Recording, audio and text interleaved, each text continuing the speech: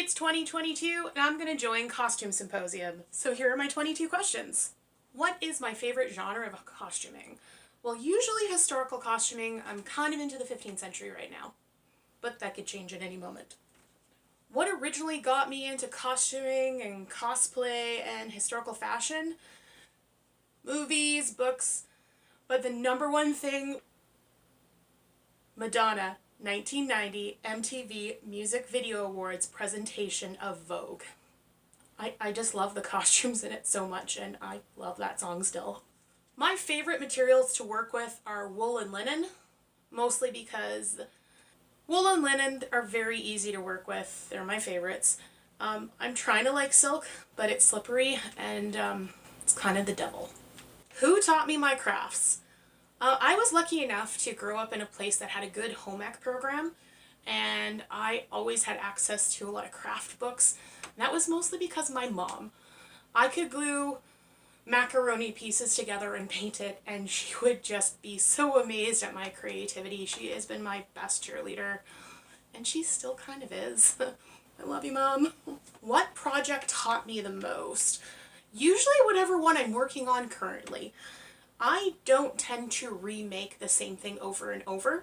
I tend to make something, research more, and then make it again. So whatever I happen to be working on at that time, that's the thing. Drape, draft, or commercial pattern. I don't know how to drape. I'm okay at drafting. A lot of my stuff is commercial patterns that I have edited for either my body shape or the person I'm making it for. Am I team cut or team trace? Both? So if I'm making a one-off, I tend to just go with the cut and alter, but I will trace and make a paper pattern if I have something that I want to make again. For example, I have a sleeve pattern that I put on like really thick kind of cardstock because I know it fits my arm really well and I don't have to make it again because I kind of hate making sleeves. Pins or pattern weights? Ooh, so controversial. Both. They both have their place, and I clearly have a collection happening because I hoard. Okay, that's what I do. What fabrics are in an online basket that I would love to buy? Most of my historical reproduction fabrics. I probably have thousands of dollars of historical reproduction fabrics I would love to buy. At the same time, I don't tend to portray people that would need the super fancy ones, but that doesn't mean I don't want them. How many pieces are in my UFO bin? 2. There are things I'm actually still working on. The reason I don't have that many UFOs is I either turn them into something else that I can use, or I finish them out of spite, resentment, and then get them out of my house. I have learned that there is no reason in doing a project that you hate at the end, or if you do, someone might love it, give it to them, get it out of your house. You don't need that kind of negativity in your life. What is the most unconventional material I have used? Oh man, where do we start? Vapor barrier, plastic tubing, vacuum hoses, dryer vents, so much wire.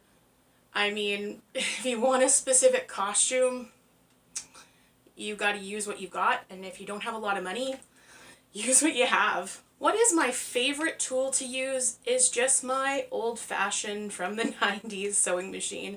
It's not computerized, it works really well. I know how my machine works, and I'm slightly terrified of computerized sewing machines. Okay, so the best sewing tool I've invested in was a serger. Being able to finish edges quickly, man, it has saved me so much time and effort. And then the other thing is if you actually, fell your seams and finish them properly afterwards, they're bomb-proof. Do I pick the project and then get the materials, or do I get materials and pick the project? Once upon a time, I used to just buy fabric thinking, I'll make something with this. And then I ended up with an embarrassing hoard of fabric that didn't make any sense for me. And I ended up actually giving a lot of that away. So now I'm a pick a project, go find your fabric, and do the best you can for that particular project. Scissors versus rotary blades. I don't usually use rotary blades that much. I have a mat to be able to use it, but I like my scissors, and apparently I have quite the collection, including getting reproduction ones made for, you know, time periods that I want to reenact. So apparently I now also collect scissors, so fun times. Do I have a sewing assistant? Yes. I have Cecil, who is the worst assistant in the history of the world, but he has an uncanny ability to know when I'm getting frustrated with a project. He will take me away from my project and make sure I have some fun time and, you know, liven up my mood before I come back to it. He also really, really likes cuddles, and who am I to deny him cuddles? Oh yeah, also, I know that this is for pets, but my spouse is so good at making sure I remember to eat and drink when I'm like super into a project, so super bonus thank you to him. My bad sewing habit is not always pressing my seams. If it is hot outside, I'm not getting out my iron. I am already sweltering, I am not adding steam. If it's warm, it's going to be the heat of my hand, and if that's not good enough, well, I mostly work with wool and linen. Do I sew over my pins or do I take them out as I go? This one's actually a little bit of a story for me. I very much will take them out. Once upon a time, I was sewing in a room with a bunch of other sewists, and I know that this one sewist was newer, and they were sewing over a pin. When the machine needle hit the pin, it shattered and created shrapnel that went across the room. And I actually have a scar on my eye right here from some of that shrapnel. I was lucky I didn't get it in my eye. So if you're ever in a class where I'm teaching you how to sew, that's one of my rules, and that's why. Machine sewing, barefoot, socks, or shoes. Right now when it's warm, I like my barefoot on the concrete floor. When it's a little bit cooler, I just go for socks. And if it's winter, Canadian winter concrete floor, definitely slippers. I tend not to use shoes unless if I'm not in my house. Do I place my pins parallel or perpendicular to the seam I'm sewing? Well, usually perpendicular if I'm on the machine, but if it's that evil slippery material, sorry silk, I actually have them in every which way.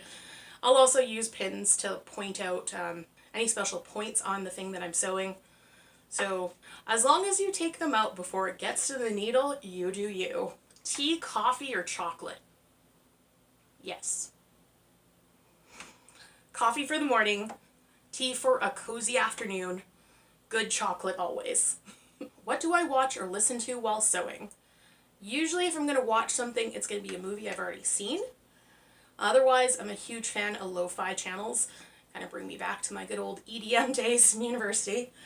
The real answer is usually my spouse playing on his computer, because his computer is literally right behind the camera. So that's my 22 questions for Costume Symposium 2022. I'm really excited to see what the other creators are going to share with us.